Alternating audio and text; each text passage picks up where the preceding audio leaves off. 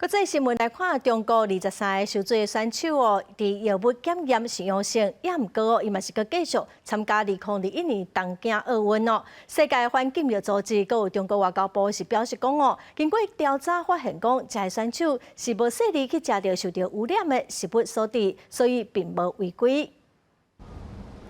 《纽约时报》报道，2021年东京奥运前几个月，中国23名精英游泳选手药检发现违禁药物 TMG 曲美他嗪阳性。TMG 是治疗心脏病的药方，这款游泳选手人数会当我是国家队的一半。中国环境药组织伫代志发生了后同步调查，判定阳性为相关运动员在完全不知情的情况下摄入受污染的食物所致。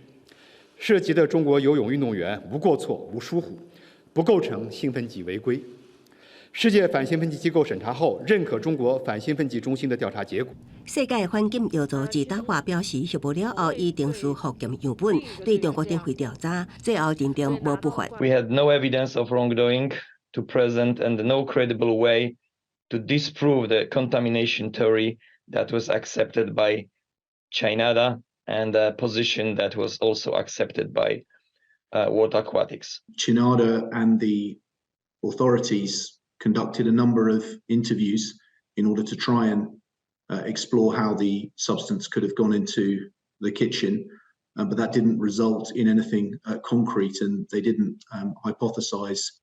in